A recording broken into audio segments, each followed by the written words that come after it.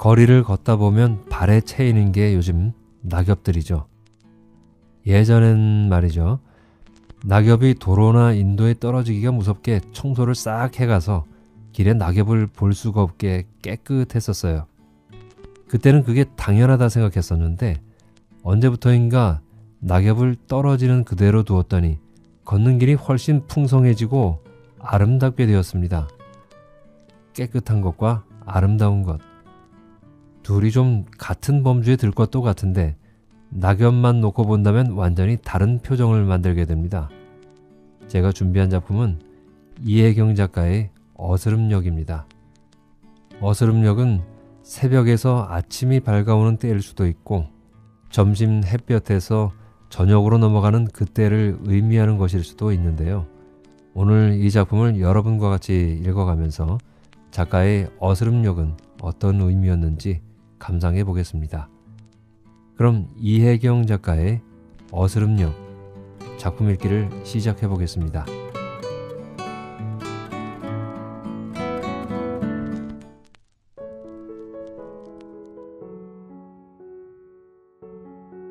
어스름역 이혜경. 다녀오셨소? 대문턱을 넘어서던 한내댁은 마침 용변을 보러 나오던 딸과 마주쳤다. 푸시시 일어선 머리칼과 선잠 깬 눈초리로 딸은 일순 어느 때보다 늙어 보여 한내댁을 멈칫하게 했다. 눈이 어두워선가 뒤스른 속을 황황히 추스르는 사이 돌아서며 딸은 한마디 흘렸다. 뭐하러? 새벽 공기가 찬데. 딸의 얼버무림에는 신선한 삶의 바닥까지 내려가 기도로서 얻어지는 건 아무것도 없음을 이미 터득한 이가 허망한 기구 그 자체에 퍼붓는 날카로운 힐라니 그럼에도 그 헛됨에 매달리는 살붙이를 보는 안쓰러움이 깔려 있었다. 내세의 바람에 열중인 듯 싶은 좋은 꼴 못 보고 늙은 어미에 대한 딸의 연민을 한내댁은 무참한 심경으로 받아들였다. 그렇게 마음 한 모서리 깎이면서도 새벽마다 혼곤한 이부자리 털고 마른 기침 쿨럭이며 나서는 심사를 한내댁으로서도 정히 설명하기 어려웠다. 딸은 마당 귀퉁이의 변소문을 열고 몸을 들이밀었다. 보풀 흰 스웨터를 걸친 딸의 민트탄 어깨를 눈에 담고 한내댁은 시린 마음으로 툇마루에 올라섰다. 어슴푸레한 새벽 기운이 채 가시지 않은 마루. 낮고 눅눅한 신음소리가 깔려 있었다.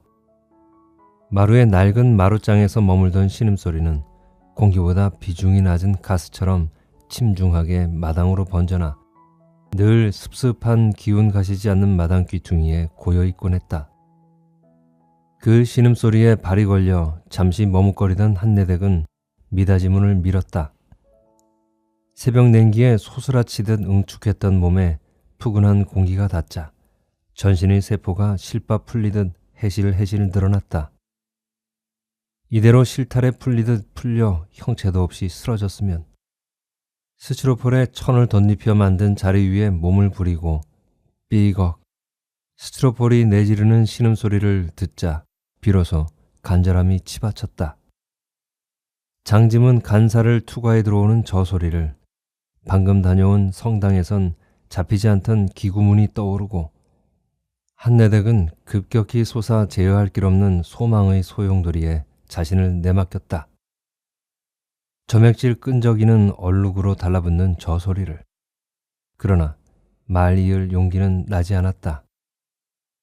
실상 벗겨지지 않은 어둠으로 더 썰렁한 성당에서 한내댁은 제대로 된 기도의 말을 마련할 수 없었다. 무엇인가 사무치는 그것은 말의 형태로 자리 잡아주지 않고 그저 텅 비워올 뿐이었다.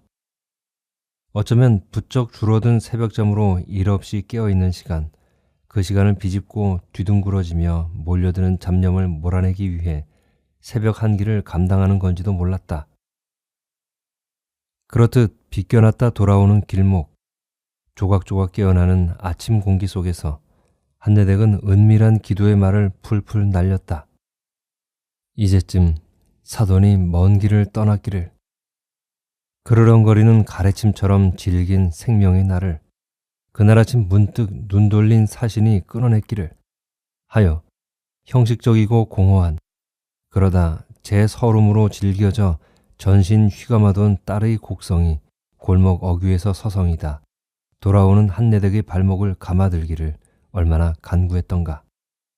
그러면 깊고 은밀하게 자라던 기다림에도 불구하고 새삼 화드득 가슴 떨며 아, 가버렸구나. 얼마나 홀가분하게 떠났으랴.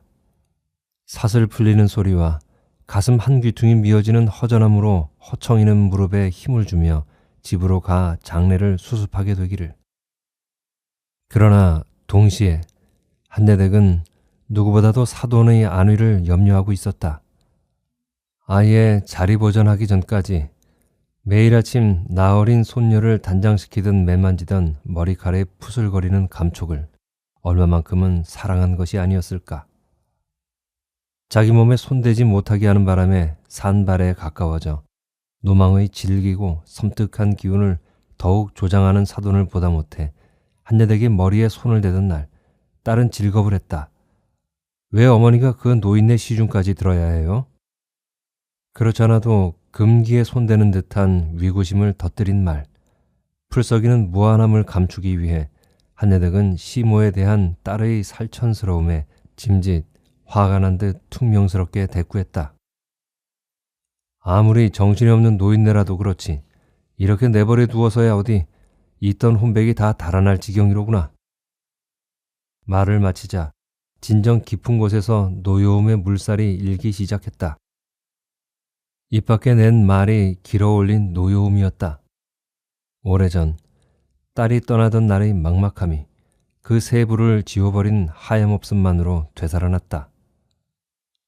사람이 어디 그리 얼음장 뜨듯 해서야.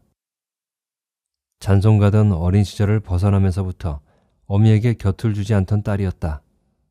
언덕배기, 양의 뱃속 같은 골목 안에 되박과자나 알사탕 따위 코 묻은 돈 주워 모으는 구멍가게로 모녀가 연명하던 때, 골목에 내건 화덕에 국자를 얹고 젓가락으로 설탕을 저어 녹이던 딸이 젓가락 끝을 소다통에 쿡 찔러 넣으며 말했다. 엄마, 시집가. 불기에 투명하게 녹아들어 누릿해진 설탕물은 젓가락을 찔러 넣고 휘휘 젓자 이내 하얗게 부풀었다. 잘못 들었나? 국자 안의 것을 양철판에 붓고 틀을 꾹 누른 다음 올망졸망 모여 앉은 아이들 중의 하나에게 건네는 딸의 일련의 동작은 조금도 빈틈이 없어서 한내댁은 귀를 의심했다. 물 써듯 아이들이 빠져나가자 진갈색 윤기나는 찌꺼기가 들러붙은 몇 개의 국자를 찬물에 담그며 아이는 갈라진 목소리로 반복했다. 엄마, 시집 가. 이렇게 살지 말고. 살갗이 터져날 듯 팽팽한 긴장을 끊어내며 딸은 푸른기 감도는 맑은 눈을 들어 한내댁을 바라보았다. 난데없는 바람이 서늘하게 가슴을 베었다. 이렇게 살지 말고. 이렇게란 말이 명치를 치받았다. 유복자 하나 데리고 청상이 되어 홀로 사는 어미에 대한 딸의 감정이 연민이길 바란 적도 없지만 미움이라고 해서 더 나을 것도 없었다. 수은칠이 얼룩덜룩 벗겨진 거울을 달고 방 안 구석을 차지한 채 바뀌지 않는 장롱처럼 가꾸거나 다듬지 않고 사는 궁상맞은 여자로 이미 여자 태 베는 딸은 어미를 보고 있었던 것이다. 처녀꼴이 베이면서 딸은 눈이 부시도록 변했다. 볼이 도톰해지며 얼굴은 분가루가 묻어날 것처럼 피어올랐다. 가끔은 지나가는 말로, 가끔은 정색을 하고 한내댁의 개가를 권유하던 딸은 모녀가 꾸려나가는 나날 그 지루함을 견디지 못한 듯 매몰차게 한내댁을 떠났다. 하필 겨울로 접어드는 무렵 집 나간 사람이 견디기엔 어려운 철이었다. 미처 기색을 감지할 겨를도 없이 딸이 훌훌 사라지던 날, 늦은 귀가를 기다리던 어미를 비웃듯이 덮쳐오던 어둠을 한내댁은 잊지 못했다. 축대 아랫집의 기왓장 갈피마다에서 어둠이 스며나와 지붕의 윤곽을 지워나가고 한내댁의 가슴을 꺼멓게 잠식한 뒤에도 아이는 돌아보지 않았다. 산동네 저 아래 불빛들이 가물거리고 멀리서 개 짖는 소리와 더불어 다가오던 발자국 소리마다 한내댁의 가슴팍을 짓밟고 지나갔다. 그대로 기진한 기다림의 시작이었다. 어느 날이던가 낙백의 허전함을 딛고 울리는 소리가 귀에 들어왔다. 댕그렁 댕그렁. 유성음의 받침은 희부음한 공기에 흐트러지며 밀려와 무산되려던 한내댁의 혼을 모으고 한내댁뿐인 공간을 만만찮은 유동체의 밀도로 채워갔다. 둥글게 떠 번지는 교회 종소리를 들으며 한내댁은 새벽잠 앗은 꿈을 짚었다. 딸이었다. 계단에서 굴러떨어진 딸아이가 널브러지더니 이내 몸을 궁굴려 공처럼 튀며 달아났다. 달려가는 한내댁을 고꾸라뜨린 건 무언가. 아이는 공처럼 탄력있게 달아났다. 막 깨어난 꿈에 생각이 미치는 순간 신경의 현들이 문득 피바다 할딱거렸고 혈액의 하중이 머리로 몰려 한내댁은 무게를 감당하지 못하고 방바닥에 꿇은 채 엎드렸다. 보호하소서. 그 길로 종소리를 쫓아나서 맨 처음 만난 십자가가 성당이었다. 늦은 역, 밤길 짚어 성당에서 돌아오느라면 잔가지 떨군 뒤의 허전한 나무처럼 훌훌 어미 떨구고 떠난 딸의 모습이 미군 같은 골목 구석구석에서 밟히곤 했다. 한내댁은 노여움을 지그시 누르며 모녀 간의 오가는 대화에 서름한 눈초리인 사돈의 머리를 빗질했다. 지푹대기 같은 머리칼에 빗이 걸려 잘 나가지 않았다. 사돈의 머리채가 세게 흔들리더니 억센 소나기가 한내댁의 팔목을 세게 쥐어왔다. 아파. 엄니 아파. 이 노인네가 또 발동이 걸리려나 보다. 한내댁은 큰 소리로 대꾸했다. 얼른 대답하지 않으면 갈퀴 같은 손가락이 손목을 파고들어 상처를 남길 게 분명했다. 오냐. 알았으니 조금만 참아. 착하지? 사돈이 한내댁을 부르는 호칭에 따라 한내댁도 거기에 맞췄다. 어쩌다 정신이 들어 사부인이라고 정중히 부르면 그렇게 대했고 어떤 땐 지지배가 손녀 진이를 야단칠 때의 말투가 나오면 네, 잘못했어요 라고 싹싹 빌었다. 사돈은 이미 정신 놓은 노인네였다. 사돈은 이미 아픔을 잊은 모양이었다. 머리를 다듬는 손길이 그저 귀찮다는 듯이 고개를 회회 내저을 뿐이었다. 그래도 착하다는 말이 흐리마리한 의식 어딘가에 걸려 남았는지 조붓한 어깨에 잔뜩 힘을 주어 뒤로 넘어가려는 머리를 버팅기고 있었다.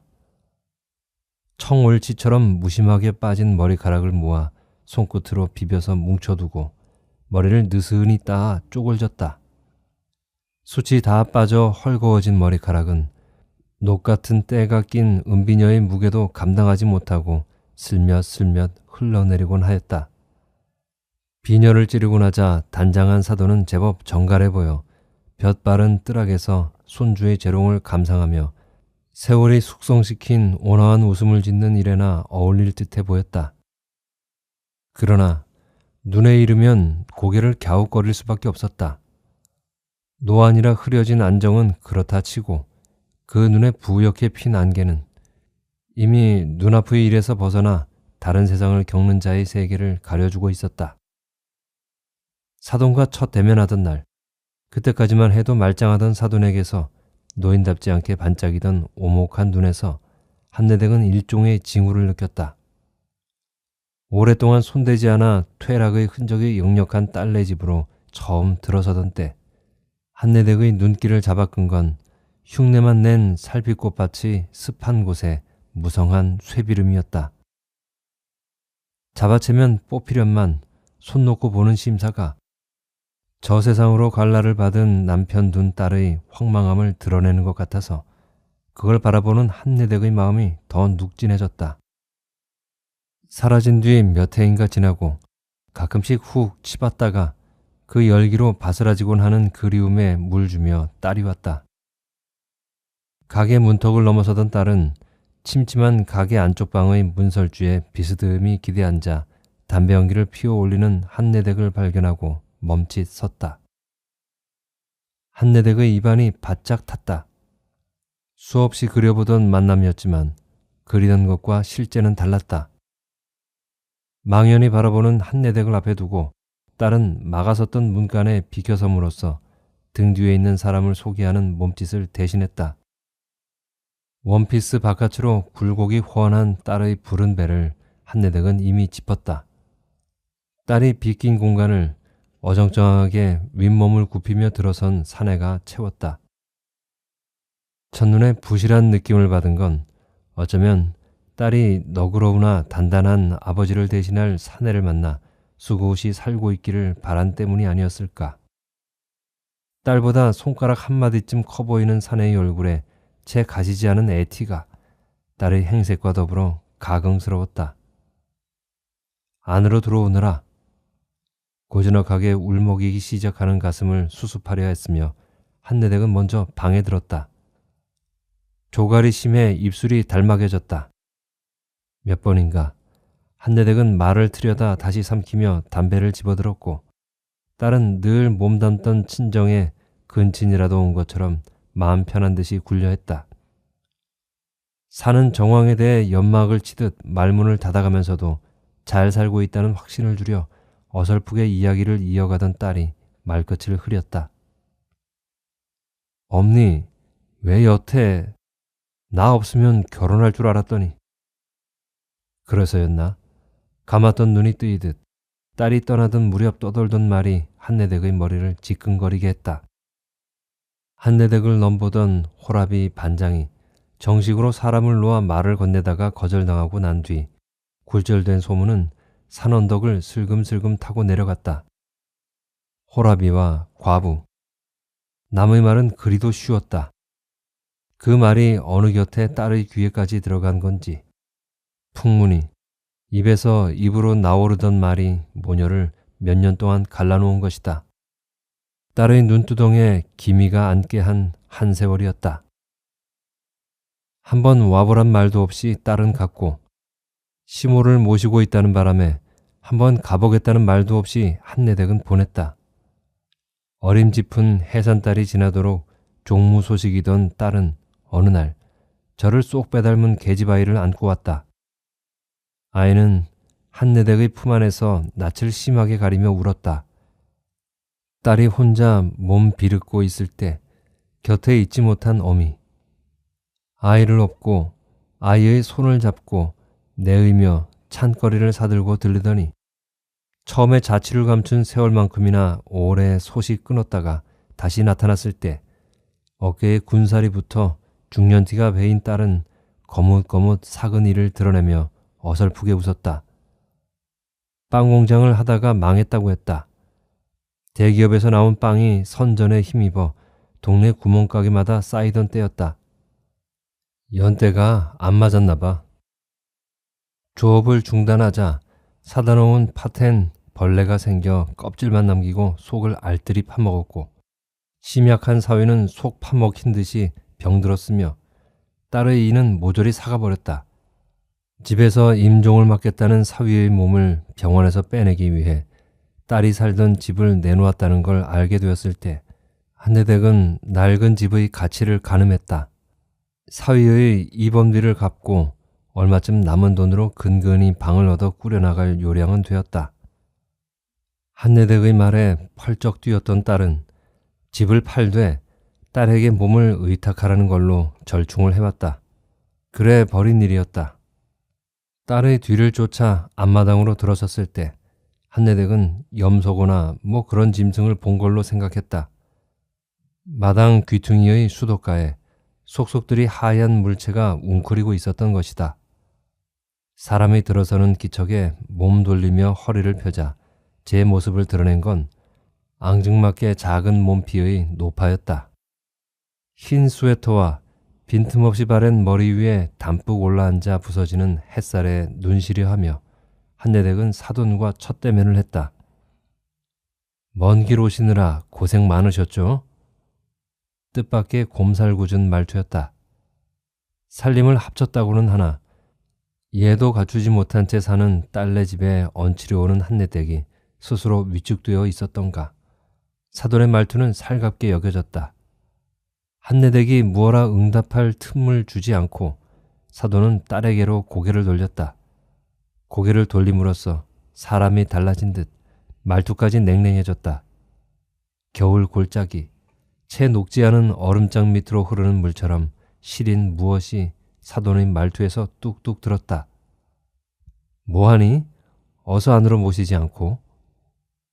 사돈은 다시 한내댁을 바라보며 입귀를 치켜 올리며 웃음진 표정을 만들어냈다. 활짝 한내댁을 맞이하기 위해 마음을 활짝 펼친다는 표정. 그러나 봄날 이파리 없이 하얗게 꽃만 무성한 목련의 요기로움 같은 게 작은 몸피에서 우러나왔다. 집이 누추합니다만 들어가 쉬세요. 마루 쪽을 향해 손사래를 치고 사돈은 뒤란이라 생각되는 곳으로 자배기를 들고 획 돌아서 갔다. 그런 사돈의 아기작거리는 걸음에서 그 어깨가 딱딱하게 의식하는 어깨 너머 이편의 시선에서 한내댁은 약바른 동물의 위계 같은 아슬아슬함을 맛보았다.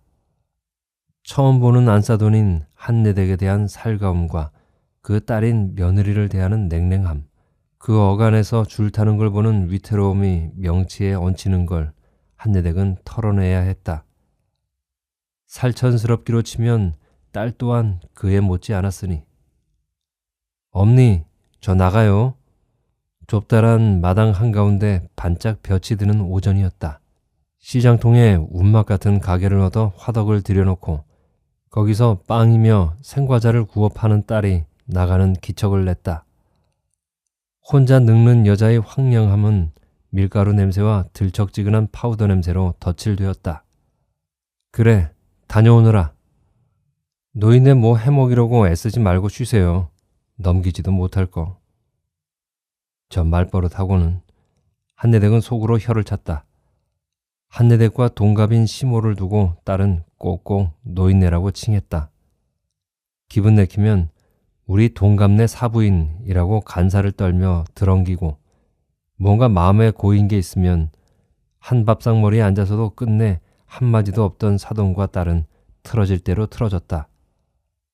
추가 달린 채 나란히 늘어뜨려진 실처럼 가까이 닿을 듯 하다가는 꼬였다. 어미 있고 딸 키우는 사람이 그러는 거 아니라고. 이따금 신칙하면 딸은 어머니 모른다고. 모르시면 가만히 있으라고 그랬다. 딸이 어미 없이 헤쳐온 시간을, 그 사이에 고인 앙금들을 알 수 없었던 한내댁은 그때마다 목젖이 안으로 당겨지는 느낌에 입을 다물었다. 하기야, 사돈에게도 내리사랑이란 말이 무색하게 만드는 구석이 있긴 했다. 정은 괴는 대로 간다는데 손녀 진이는 제 할머니 곁에 안 붙어 있으려 했다. 기집애가 어딜. 진이를 야단칠 때면 사돈은 꼭꼭 그 말을 앞세웠다. 딸과 사위는 부엌에 잇따른 안방을, 사돈은 가운데 방을, 한내댁은 진이와 함께 문간방을 썼다. 제 아비가 앓는 걸 보고 자란 진이는 할머니, 나는 나중에 간호원이 되고 싶어요. 그래서 아픈 사람을 낫게 해줄 거예요.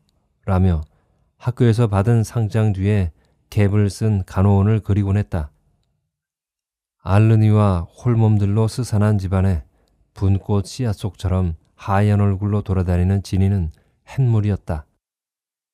우묵한 눈, 유난히 흰 얼굴과 노르스름한 머리로 양키라고 놀림을 받고 울며 돌아오던 날에도 진이는 방 안에 굴러다니던 종이장에 백의 천사라고 연필심에 침을 묻혀가며 꼭꼭 박았었다. 진이가 지나가야 겨우 웃음소리가 들리는 집안이었다. 진이야, 오늘은 할머니 방에 가서 자지 않을래? 밤중 진이의 웃음소리에 한내댁도 시름 녹이며 웃다가 방문 건너 사돈의 적막한 방에 생각이 미쳐 넌지시 사돈의 방을 가리키며 진이에게 물으면 진이는 고개를 살래살래 저었다. 싫어. 개도 키워주는 은공은 안다는데 오죽하면 그러겠어요? 내버려 두세요. 진이 키우랴 공장 돌리랴 부지깽이도 곤두설 것 같은 땐 나 몰라라 하고 온종일 집 밖으로 나돌았으니 애가 제 할미를 따르겠어요? 내리사랑이란 말도 헛말이고 일이라면 똥친 막대기 보듯 하던 노인네가 어쩌다 부엌에 한번 들어가면 손은 또 왜 그리 크던지 찬밥을 이틀은 먹어야 했다니까요. 사위가 죽어나간 뒤 문간방을 세주고 진이와 한내댁을 안방으로 불러들이겠다는 딸의 말을 사돈은 무질렀다. 초상 치른 집에 사람이 들겠니? 그렇지 않아도 말하려 했다만 내가 이 방을 쓰려 했다. 어머니가요? 이 방에서 어머니 혼자요? 딸의 목소리에서 가시가 돋고 한내댁은 딸을 쿡 찔렀다. 혼자 쓰는 게 그리 아까우면 진이 데리고 있으마. 아니면 사부인하고 같이 쓰든가. 국물을 들이켜는 사돈의 속이 미미하게 떨렸다. 그 손에서 그럴 계제가 못 되는데 우기는 사돈에게서 한내댁은 오기를 보았다. 캬르릉 등뼈를 한껏 휘어 제 키를 돋우려는 고양이. 그 바닥에 깔린 건 두려움이었다. 자리 보전한 아들이라도 울타리는 울타리였던가. 아들이 죽자 울장 없는 마당에 나앉은 허전함이 사돈에게 어깃장을 부리게 하는 거였다. 마침 진이가 저도 공부방 가지고 싶다는 바람에 새놓는 일은 유야무야로 끝났지만 큰 방을 내주는 대신 딸은 사돈의 말을 귓전으로 흘렸고 밥상머리에 숟갈 한 벌 더 놓는 것으로만 사돈의 존재를 환기할 뿐이었다. 사돈은 죽지 부러진 새가 되었다. 어머니, 모르시면 아무 말씀 마세요. 저 늙은이 속이 구렁이 굴이에요. 어느 날 살림 제법 펴이러니까 듣도 보도 못한 얼굴이 어머니라고 나타나 왕신단지처럼 또아리를 틀고 앉았는데 집에선 있는 대로 구박하면서 밖에선 또 며느리 칭찬에 입 마르던 노인네예요. 그러니 내가 시어머니 이야기하면 남들은 며느리 칭찬 자자한 시어머니더라 하고 그렇게 영악한 노인네예요. 아들이 아픈데도 오래 살겠다고 자기 보약 지어 먹더라고요. 보약 많이 먹은 사람은 죽을 때도 힘이 든다는데. 한내댁이 신측할 때마다 대꾸하던 딸의 말이 씨 됐는지 사돈은 저 세상으로 가는 문지방을 베고 누워 신음을 흘리고 있다. 쓰러지기 전, 사그라들기 전의 불꽃처럼 훤했던 얼굴은 그새 알아볼 수 없이 쪼그라들었다. 일이 될 것을 미리 알고 있었던 것처럼 사돈은 쓰러지기 전에 식탐을 부렸다. 온갖 음식들이 그 때깔과 향기를 빛내며 기억 속에서 새록새록 되살아났고 그럴 때마다 사돈의 얼굴은 채워지지 않는 욕망으로 생생해졌다. 사부인, 왜 거기 있잖우? 우리 어렸을 적 잔치 있을 때면 하던 그 낙지꾸리 말유. 이만한 꼬챙이에 낙지를 꽂아서 둘둘 말아 쪄내던. 그땐 돌도 삭힐 만큼 입이 달던 때라 그랬겠지만 왜 그리 맛있던지 시키려고 장독대에 내놓은 걸 오며 가며 집어먹기도 했지요. 한내댁이 찌개에 쓰려고 받아둔 뽀얀 뜨물도 사돈의 눈에 띄었다. 저 뜨물에 비닐이 반닥반닥하는 갈치 넣고 쑥갓 띄어 끓인 갈치국 생각 안 나요? 요즘엔 갈치로 국 끓여 먹는다는 걸 아는 사람도 적어. 아이선 여자처럼 음식을 탐하는 사돈의 얼굴은 차라리 무구했다. 어린아이처럼 성마른 욕망이 한내댁을 움직여 한내댁은 딸에게 장을 봐오게 했다. 노름 뒤는 대줘도 먹는 뒤는 안 대준다는데 안 해도 될 소리를 꼭꼭 앞세우는 딸의 목소리도 사돈이 바닥없는 욕망을 가리진 못했다. 그렇게 식탐을 하던 사돈이 쓰러진 건 한내댁이 쏜 닭죽 한 그릇을 달게 비우고 난 다음 날이었다. 성당 교우의 집에 신방 나갔다가 점심까지 얻어먹고 돌아오던 한내댁이 곰을 모아두는 빈터에 버려진 손수레 모퉁이를 지날 때 무심코 지나가던 한내댁을 무언가가 끌어당겼다. 한내댁은 갸웃하며 돌아보았다. 보도블록 위 담장 모퉁이에 기대선 손수레 바퀴 근처에 사돈이, 곱게 차려입은 사돈이 두 발과 두 손을 하늘로 치켜든 채 개처럼, 그야말로 개처럼 낮아빠져 있었다. 녹슨 고철더미 속에서 느닷없이 화사하게 피어난 사돈의 옷자락, 그 부조화가 지나가던 한내댁을 잡아당긴 것이었다. 아니 사돈, 이게 무슨 일이래요? 한내댁에 놀라서 다가가자 사돈은 웅얼거렸다. 그러게 말이오. 내가 왜 자꾸 쓰러지는지 모르겠네요. 하늘로 향했던 눈을 돌려 한내댁을 바라보는 사돈의 얼굴은 어리둥절함으로 가득 차 있었다. 이 세상이 갑자기 불가해한 무엇으로 변한 듯한 어리둥절함. 세상이 온통 적대적이고 몸뚱이조차 자기 의지를 거역하는 데 대한 어리둥절함이. 체증이 있는 것 같아서 약국에 갔다 오는데 갑자기 헛둥 하더니 일어나려면 또 쓰러지고 일어나려면 또 쓰러지고 내가 왜 이러는지 모르겠네요. 한내댁은 사돈의 겨드랑이에 팔을 넣어 일으켜 세웠다. 무게중심을 놓친 사돈은 자꾸 뒤로 낮아빠지려 했고 한내댁의 몸도 덩달아 기우뚱거렸다. 어찌 속이 탔는지 허옇게 말라붙은 입으로 집에 와 누웠던 사돈은 슬금슬금 눕는 시간이 길어지더니 생뚱같은 소리를 해대거나 입술을 달막이며 똑같은 노래를 불렀다. 뜸뿍 뜸뿍 뜸뿍새 논에서 울고 뻐꾹 뻐꾹 뻐꾹새 숲에서 울재. 청승스럽긴. 서방님이 비단구두 사가지고 올 것도 아닌데 사돈의 노래에 토를 달던 딸의 말을 듣기라도 한 듯이 사돈의 노래는 점점 잦아들었고 사돈은 곡기를 끊어갔다. 사돈이 목으로 넘기는 유일한 음식은 막걸리였다. 속에서 통증이 느껴진다며 이따금 마시던 막걸리가 유일한 식량이 되었다. 절이 되려고 그리 음식을 탐했는가? 입 안에서 올각거리던 막걸리의 취기로 얼큰해져 이승잠에 든 사돈을 볼 때마다 한내댁의 마음이 자우룩해졌다. 섭해서 잠드는 누에처럼 잠들다 깨다 하면서 사돈은 아기가 되어갔다.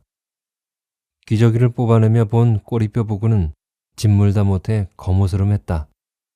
한내댁은 진이가 붙여준 비닐 또아리 같은 걸 기저귀로 싸서 받쳤다. 꼬리뼈를 괴자 훌렁 벗긴 치골은 더 적나라하게 드러났다. 기저귀 가는 게 벅차서 아예 벗겨놓긴 했지만 이불을 들추고 훌렁 벗긴 아랫도리를 볼 때마다 못할 짓을 하는 것 같았다. 대변 볼 때가 된 것 같아서 진이가 가져다 놓은 종이 기저귀를 꺼내다 보니 남은 게 몇 장 안 되었다. 진이가 다녀간 게 언제였더라? 한내댁은 벽에 붙은 인력을 본다. 인력의 날짜는 2달 전. 진이가 뜯은 시점에서 몇 장 더 뜯다가 만 채였다. 사돈의 머리맡에 걸린 채 생각나면 몇 장씩 뜯어내던 인력이었다. 아침 상머리에서 달력을 보는 딸의 눈길을 줬다가 똑같은 생각을 했음을 떠올린다. 텔레비전에서 오늘은 주말입니다. 어쩌고 하는 소리가 들리자 딸은 얼핏 달력으로 시선을 돌렸고 월말의 토요일이면 집에 들르곤 하던 진이의 얼굴을 본 지 꽤 되었음을 상기한 것이다. 한내댁은 딸의 눈길에 무심히 스쳐간 무심을 가장하기 때문에 더 깊어진 그리움을 보고 말았다.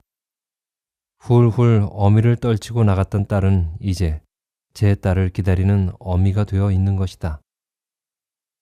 대학 진학이 어려워지자 간호학원에 등록한 진이는 학원의 소개로 서울의 한 산부인과에 취직해 나갔다.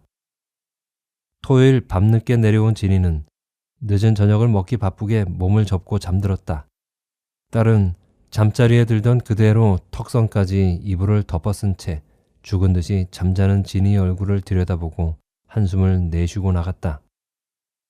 아침상을 차려놓고도 차마 깨우지 못할 수렁 같은 잠이었다.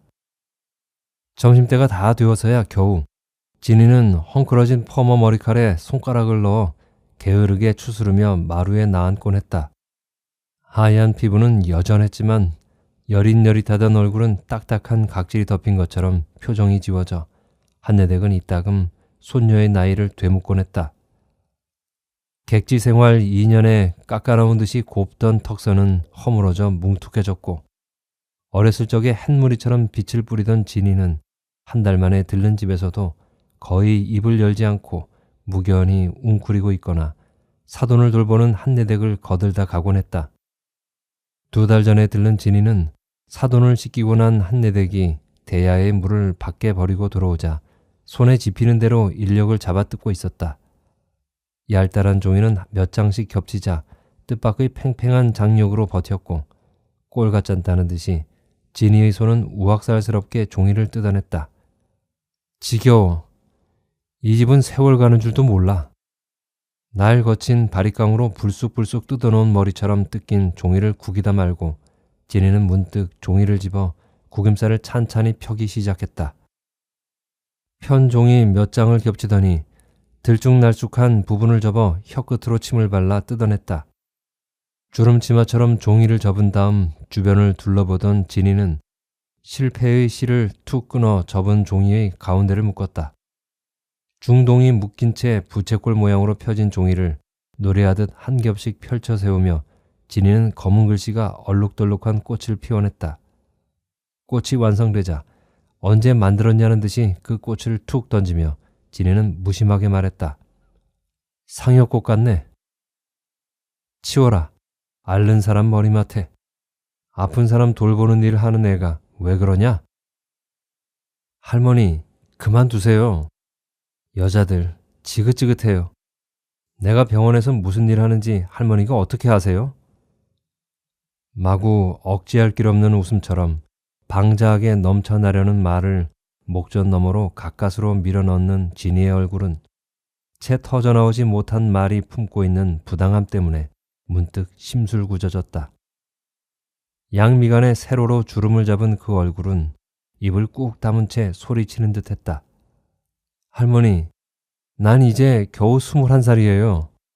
혼자 늙는 여자들이 있는 이 집이나 태어나지 못한 아이들로 피비린내 나는 병원에서 시들기엔 내 나이가 너무 아깝다고 생각하지 않으세요? 콕콕 찌르는 말로 저를 상처내고 서울로 간 진이는 욕창이 생긴 부분에 받치라고 또아리를 우편으로 붙여왔을 뿐 2달째 소식이 없었다. 딸은 토요일을 의식하며 화덕에 빵을 구워내고 있을 것이다. 집으로 들어서면서 툇마루 아래 마당으로 눈길이 먼저 가겠지만 왠지 굽 높은 구두가 놓일 것 같지 않아서 한내댁은 한숨을 내쉬며 사돈의 아랫도리에 이불을 덮었다. 시장이 파한 뒤에 돌아온 딸은 늦은 저녁상을 물린 자리에서 푸석거리는 부대한 몸을 풀자루처럼 힘없이 허물어뜨리더니 잠들었다. 한내댁은 이불을 내려 딸을 덮어주고 방을 나왔다. 먼 데서 우웅 빈 달을 보고 우는 듯한 개 울음소리가 들렸다. 우웅 누구네 개인가. 밤늦게 들려오는 개 울음소리는 밤의 정밀 속에서 공기를 타고 감염되는 병균을 퍼뜨리듯 음산했다.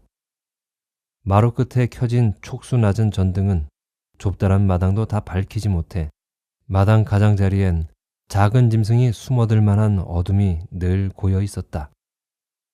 그처럼 낮게 깔리던 신음소리도 들리지 않고 개 울음소리도 멎자 멀리서 아스라이 밟고 지나가는 차소리만 들렸다. 한내댁은 잠든 딸 대신 사돈이 누운 방으로 건너갔다. 밤이라서 묵중하게 고인 공기가 썩어드는 냄새가 더 짙었다. 썩어드는 사돈의 꼬리뼈에선 상한 고기 냄새가 났다. 얼마 전부터 수상쩍은 분홍빛을 띠던 발 뒤꿈치도 진물이 잡히는 걸 딸은 아직 못 보았고 한내댁은 딸에게 알리지 않았다. 의식은 남아있는데 썩어 들어가는 육신. 가속되는 육신의 부패와 쭉 켜진 촛불을 하나씩 불어끄듯 어둠에 잠겨드는 정신이 어느 지점에서 만나 육신을 벗어나게 될지. 부패가 더 가속되기 전에 한내댁은 기도하듯 문을 열었다. 누구냐? 뜻밖의 명료한 목소리가 방문을 여는 한내댁의 발길을 잡아챘다. 사돈이었다. 사돈이 눈을 뜨고 한내댁을 맞았다.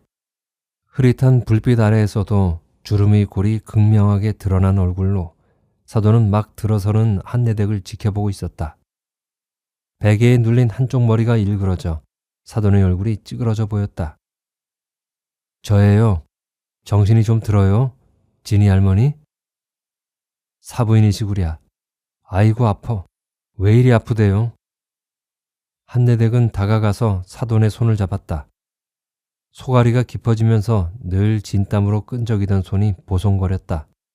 그나마 사람을 알아보는 게 반가웠다. 사부인, 저기 저 소주 좀 주세요. 설탕에 소금, 포도당을 탄 물을 사돈은 막걸리를 대신한 소주라고 알고 마시고 있었다. 빨대가 꽂힌 컵을 가져다 입에 대어주자 사돈은 입을 벌렸다. 몇 모금 마시고 나면 통증이 덜해지는지 사돈은 입에 달고 있던 신음을 잠시 멈추었는데 그때마다 한내댁은 사돈이 이 속임수를 알고 있으리라고 짐작했다. 오물오물 사돈은 몇 모금 물 삼킨 병아리처럼 입안에서 몇 모금 오물거리다 빨대를 밀어냈다. 사돈의 눈꺼풀에 졸음이 스르르 실렸다. 기저귀를 들춰보고 한내댁은 사돈 곁에 몰어 누웠다. 땅바닥에 몸을 붙이자 삭신이 점여들었다. 온몸 마디마디가 물 흐르는 듯 서늘하다. 이대로 물살에 실리듯 떠밀려 갔으면 더 살아 무얼 보겠다고. 잠의 비탈로 스르르 미끄러지며 한내댁은 언젠가 이 방 안으로 들어올 눈 밝은 사신이 자기도 보아주었으면 싶다. 사부인, 사부인. 귓전에서 치맛자락 스치듯 사부작거리는 소리가 들렸다. 누가 다가오고 있다. 한내댁은 흐드득 다리를 떨며 깨어났다. 사돈의 목소리가 귓전에서 속삭였다. 사부인, 내 다 아누먼요. 사부인 저희 집 오셔서 애면 글면 하신 것도 알고 진이 애미가 제 남편 살리려고 무진 애쓴 것도 아는구먼요. 아무럼요. 그거 모르면 사람이 어디 사람이것슈. 사돈은 자신에게 다짐을 주듯 말한다. 3년 묵은 꿈 이야기 한다더니 이 양반이 왜 안 하던 말들을 할까? 한내댁의 가슴이 황망해졌다. 기운이 떨어져서 약하지만 또랑또랑하던 말투의 습관이 살아있어 알아듣기에 어렵진 않다. 그나마 씨앗이라고 진이 압이 떨궜으니 이날까지 살았지. 시집이라고 가서 몇 밤 지내고 나니 남편은 돈 벌어 오겠다고 서울로 갔는데 1년이 지나도 소식 두절이라 찾아가 봤더니 살림 차려 오손도손 살고 있고 시부모님 돌아가시고 그 집 문간방에서 살다가 진이 애비 하나 얻고 눈칫밥 먹다 아이 두고 떠나와 돌아다니며 장사하다 보면 남편은 돈 필요하면 와서 며칠 머물고 진이 애비 결혼하고 나서 염치불구하고 찾아와 살림을 합쳤지요. 날 보러야 안 오지만 피부칠 외면하랴. 주말이면 하마 자식 보러 오지 않을까 밥을 한솥 해놓고 기다려도 손녀딸 낳았다는 소식 듣고 애 돌 때 반지 하나 보내고는 그만이고. 내 진이를 미워했지요. 손자였다면 설마 보러 오지 않으랴 싶어서. 스름스름 내리누르는 잠기운에 잠겼다 깨어나며 사돈은 뜨문뜨문 이야기를 풀어놓았다. 저 이야기가 대체 어디 묻혀있다 나오는 걸까? 한내댁은 사돈의 살품 사이로 앙상하게 들먹이는 가슴을 본다. 주말이면 밥을 지어놓고 기다리다 녹아버렸을 가슴. 한참 잠든 듯하던 사돈이 갑자기 큰 목소리를 냈다. 사부인, 내 이야기 하나 들어볼라우? 세상에 이런 법이 어디 있다우? 저때 사부인이 길에서 데려오던 날, 그날 우연히 만난 시댁 동네에서 이웃해 살던 이에게서 남편이 작은 댁에게서 난 딸 부부를 따라 미국으로 이민 갔다는 소리를 들었다. 그럴 수가 있는가? 한 번쯤 보고 떠났을 법도 한데 발길이 허공을 디뎠다. 그럴 수가 있는가? 그 무렵 꿈에 남편이 자주 보이더니 어떻게든 제 피부치 있는 곳에 붙어 있으면 볼 수 있으려니 했더니 그 이야기를 쏟아내고도 몸 안 어디에 물기가 남았던지 물긋물긋한 눈꼬리에 진흙 같은 눈물이 괜 사돈이 물먹은 소리로 말했다. 사부인, 내 부탁 하나 들어줄라우? 저기 좀 보면. 사돈은 삭정이 같은 손을 힘겹게 들어 왼편에 놓인 서랍장을 가리켰다. 사돈이 가리키는 대로 맨 아래 서랍을 열자 언젠가 입었을 연보랏빛 바탕에 진보랏빛으로 당초 무늬가 덩굴진 겹조고리가, 다시 입어보지 못할 물색 고운 한복 몇 벌이 흐린 형광등 불빛 아래 느닷없는 화사함으로 도드라졌다. 아니, 그 아래 바닥에 깐 종이 밑에, 서랍 바닥에 깐 누렇게 변해버린 신문지 귀퉁이에 신문지로 돌돌 말아싼 나프탈렌이 먼저 눈에 띄었다. 나프탈렌을 코알만하게 줄어들게 한 건 시간일까 공기일까? 좀약을 갈아야겠구나.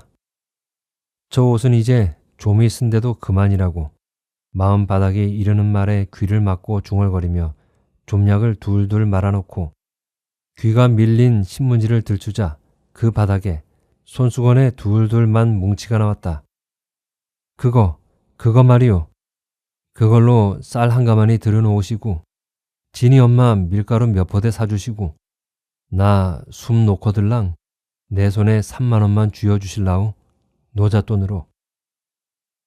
가재 손수건을 펼치자 그 안에서 차곡차곡 접은 10,000원짜리 지전들이 나왔다. 저 양반이 정말 가려나 보다. 얼먹은 한내댁의 마음, 얼음 같은 것이 둥둥 떠다니는 것처럼 서늘해진다. 진이 할머니도 참 무슨 그런 소리를 하세요? 그런 말씀 말고 어서 일어나 진이 시집 가는 걸 봐야지요. 사돈이 한내댁을 보며 흐릿하게 웃는다. 나도 따라갈래.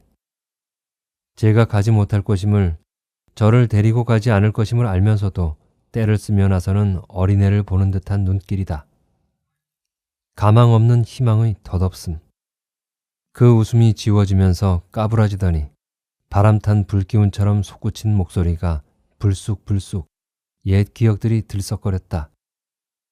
댕기머리 계집애가 나타나 웃더니 어느새 아이 두고 집 나와 장사판에 나앉은 여인의 깊은 한숨이 새어나왔고, 햇솜 타서 혼사에 쓸 이부자리 만들던 고모들의 덕담 끝에 낮은 노랫가락이 하얗게 타버린 입술을 달막였다. 착한 아기 잠 잘 자는 백엔머리에 어머님이 꿰매주신 색동저고리 꿰매어도 밤은 안 깊어. 태엽이 풀리는 자명종처럼 노래 끝이 늘어지더니 사돈은 꺼멓게 죽어든 이를 보이며 기진한 듯 잠이 들었다. 얼핏 사돈의 코앞에 손을 대본다. 손끝에 미미하게 온기가 느껴진다. 그래도 미심쩍어 한내댁은 손수건에서 10만 원을 꺼낸다. 언제 모아둔 돈인가. 지폐의 종이장이 얇게 만져졌다. 그 봉투를 찾아 그 돈을 넣고 이불 밖으로 비워져 나온 손에 쥐어주려다 한내댁은 머리를 흔들었다. 노인의 숨은 알 수 없다. 사흘도 가고 3년도 가는 게 목숨이었다. 사돈이 잠든 요 밑에 봉투를 넣어두고 한내댁은 밖으로 나가기 위해 스웨터를 걸쳤다. 밖은 어스름이다. 낮에서 저녁으로 갈 때와 똑같은 어스름이, 어디선가 밀려온 밝음으로 희석되는 어둠이 마당에 깔려있다. 성경이 든 가방 손잡이를 힘주어 잡고 어스름에 몸을 묻는 한내댁의 속에서 여전히 말을 이루지 못한 기구문이 뭉글거렸다.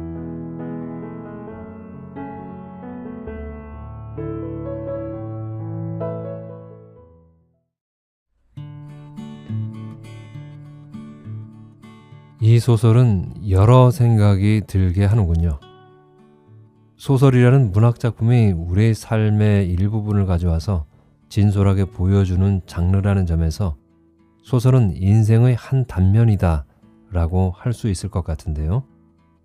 누구든 인생을 들춰보면 사연 없고 이야기거리 하나 없는 삶이 있을까요? 오늘 읽은 작품에서 한내댁의 딸에게 시집살이를 시키면서 인생 곡절 하나 없을 것 같던 시어머니의 삶에서도, 그리고 한내댁의 평탄하지 않은 삶에서도, 또 한내댁의 딸과 손녀 진이에게서도 각자 인생의 그림들은 각기 다른 색깔로 덧칠해져 가고 있는 것을 보게 되었습니다. 인생을 알게 되면 될수록 미움받을 사람 없고 미워할 사람은 적어지는 것인가 봅니다. 우리가 삶에 대해 무뎌지기 때문일까요? 아니면 그 인생이 그 인생 같아서 연민이 느껴지기 때문일까요? 재밌는 것은 그럼에도 우리 삶은 끊임없이 누군가를 그리워하고 미워하고 그러면서 살아나가고 있다는 것입니다. 왜냐하면 그렇게 해야 나 자신의 존재를 잊지 않고 나라는 깃발을 붙들고 살아나갈 수 있기 때문이 아닐까 싶습니다. 그렇지 않다면 우린 이미 생에 달관한 도인이 되어 있지 않았을까요?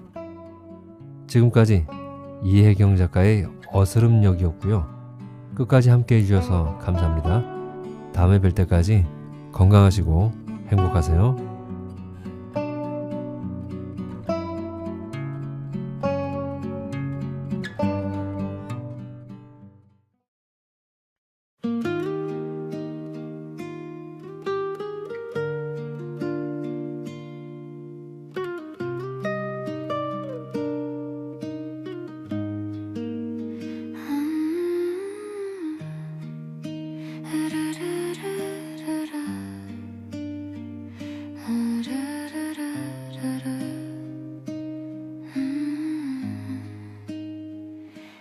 늦은 밤 불빛 아래 조용히 걷던 그 거리, 바람이 스칠 때마다 꽃잎이 내려앉아 어깨 위 작은 온기 닿을 듯 말 듯한 거리. 아무 말 없이도 우리는 서로를 알고 있었어.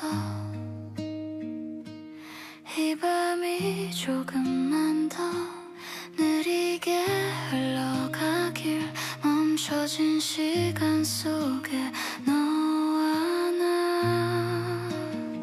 벚꽃이 흩날리는 밤, 너의 곁에 서 있으면 말하지 않아도 마음이 전해지는 것 같아. 흔들리는 이 순간 꿈처럼 사라질까봐 잡지 못한 그 떨림이 내 안에 번져가.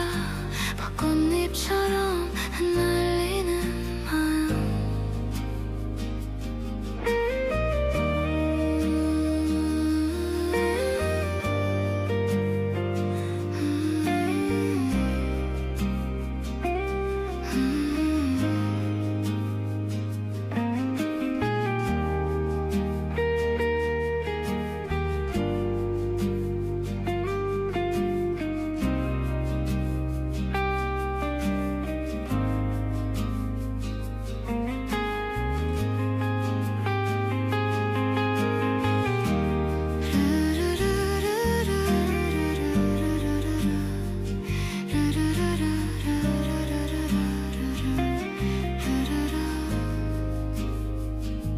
스쳐 지나간 손끝, 그 짧은 순간에도 수없이 많은 말들이 가슴에 머물러 웃으며 바라보던 너의 그 눈빛 하나, 아직도 그 자리에 조용히 남아있어.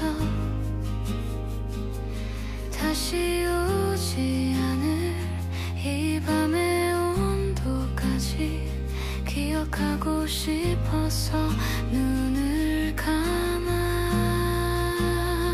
벚꽃이 흩날리는 밤, 너의 곁에 서 있으면 말하지 않아도 마음이 전해지는 것 같아.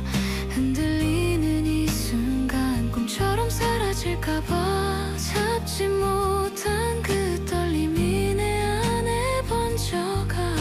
벚꽃잎처럼 흩날리는 마음.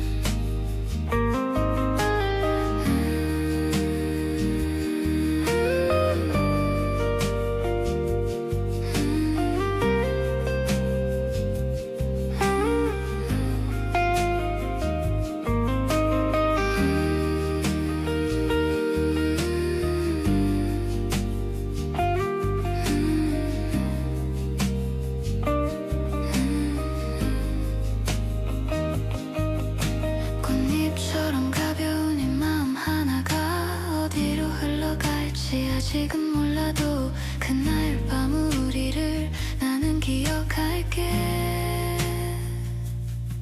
벚꽃 향기와 함께 영원히. 벚꽃이 날리는 밤 너와 나의 그 순간이 계절이 지나도 여기 머물러 있길. 흩어지는 꽃잎처럼 사라지지 않기를 말하지 못한 이 마음 봄밤에 남겨둘게. 벚꽃잎처럼